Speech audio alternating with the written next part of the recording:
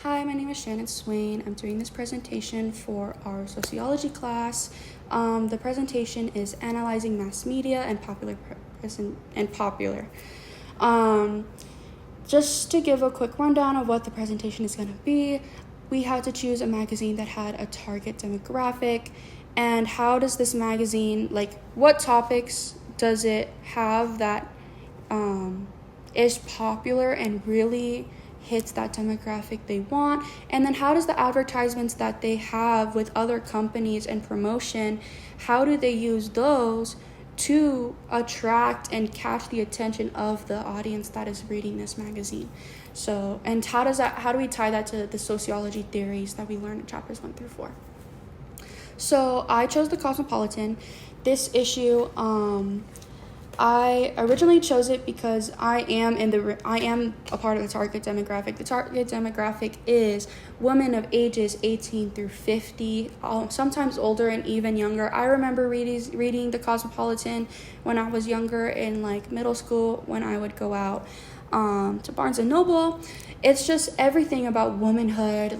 It ranges from multiple things, from style to makeup to sex to relationships to upcoming artists and trends to lifestyle, wellness, and self-care, like skincare, body care. It has everything, I feel like, that encompasses womanhood and growing up as a woman in society, especially in the American, this is the UK edition, but I think this just encapsulates womanhood in general. So that's what I chose. And we can see on the cover of the one I chose, this is Biba Doobie. She's a really popular artist coming up, so that's that upcoming artist. And then you kind of see on the sides, in with the old, they've started to kind of make their target audience more broad into the older ages, because all ages of women can connect to any of this reading, and I love that they're incorporating that segment. And then booked and busy, and all this stuff. So, not to go on a tangent, let's go into our advertisements. So, my advertisement number 1, I saw this one, and it's called Remote.com. Based off the advertisement, it looks like it's a shoe brand. And I tied this to the concept of material culture from chapter 3. The definition in the chapter, I will read it, is material culture is any physical object to which we give social meaning, any physical thing that people create, use, or appreciate. On page 71. So why I tied this with this advertisement is because if you read the caption, it says great women wear great shoes. So they're taking the target demographic of this magazine that they are putting this ad in, which is woman, and they're putting a value to being a great woman and tying it to a materialistic item, which is their shoes. Oh, we have great shoes, and a great woman wants to wear great shoes, kind of thing. So that's why I chose that material culture to tie into that advertisement, and I think that's how they're reaching and really kind of connecting to the audience that they're putting in this magazine. My second advertisement, I did the Pandora ad, which has these really two popular artists, Halle Bailey, which was or Halle Bailey, not Haley Bailey. Halle Bailey, I think, who was the new Little Mermaid in the new Disney movie, which was really popular, and she kind of tied into be love. So I tied this to our values, because as a society, and in our culture, we kind of tie a lot of emotion and emotional significance and connection to love in our relationships, whether it's romantic, familial, friendship, our platonic relationships. And here it's a familial, it's a sisterly love. We tie a lot of value into those, and that's what Pandora does. It's promoting their product with the value of love, of family and romance and friendships, because they have those bands where you can, that jewelry where you can kind of tell the story, whether it's your love story or just your life in general or your stories together. They kind of do that, and I want to go over the definition. Values are the set of shared beliefs that a group of people considers to be worthwhile, desirable in life. So yeah, love is desirable and it's worthwhile in our we value love, and I think we put a lot of pressure into relationships and connections we make because it is a necessity of living. And so that's how Pandora kind of does. It kind of latches on to that value. It's really popular amongst Pandora. And then advertisement number 3. So I chose Moral Holiday. I remember talking about this in our class, and I thought it was really interesting. And I never really thought about how certain days or there's certain moments in time and our calendar years when it's okay to to commit norm violations. So I just remember I thought that was really interesting in class, and I saw this page on this advertisement for Love and Sex in the magazine, and I realized it's because we have Valentine's Day upcoming, and they have a whole section dedicated to intimacy and relationships. And I thought that was kind of interesting. I thought that would be really interesting because I remember us talking about it. So I chose Moral Holiday for this advertisement.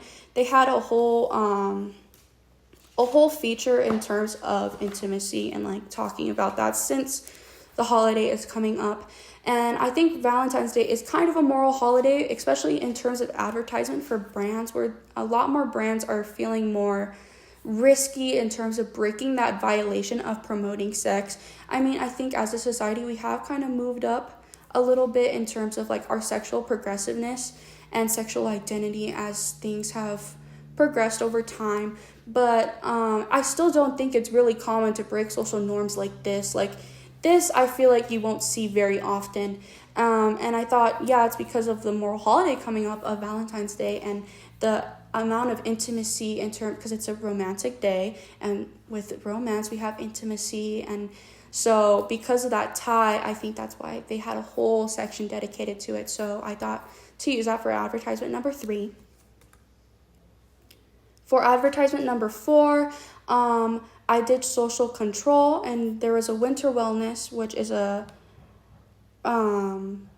vitamin and promoting your supporting your immune system. So I did this for Social Control, which was social control, ensuring that people behaved to some degree in acceptable ways and thus promoting social cohesion.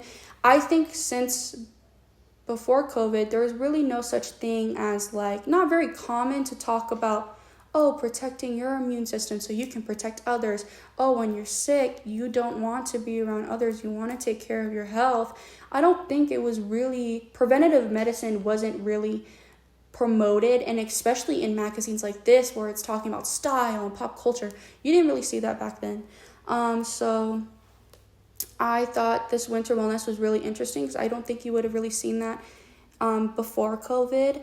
And I think since COVID, we've had this cohesion subconsciously where we all kind of prioritize our health after such a scare of the pandemic, and just the masks and making sure we take care of ourselves because we don't want to get others sick, but also we just don't want that ourselves. So I thought that was really interesting. And then my last advertisement is I use Socialization from chapter 4 on page 94, which I'll define. It includes the process by which a society, culture, or group teaches individuals to become functioning members, and the process by which individuals learn and internalize the values and norms of the group. So I found this advertisement for Sephora where it says, "We belong to something beautiful," and it has 2 girls, and one of them is she's black, and they have different hair textures, different skin tones, and their makeup is highlighting their independent features of that matches with their ethnicities and socialization, culture, teaching. I think as a society, especially in terms of American and UK culture, they have a lot of ties just into presence, and we're kind of moving in this progressive sense of beauty within ourselves and elevating our beauty with especially for women, and taking your makeup and just not being ashamed of it, and doing what you want to do, making what makes you feel beautiful. And that's what Sephora does, because it's becoming this new teaching and this new norm and value to elevate our beauty for ourselves and recognize that and like just like taking care of ourselves kind of thing to promote our inner beauties and stuff like that. So that's what I did for advertisement number 5.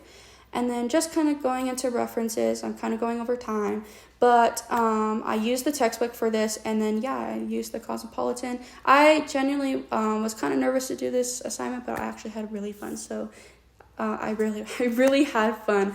So thank you for listening to my presentation, and have a good day.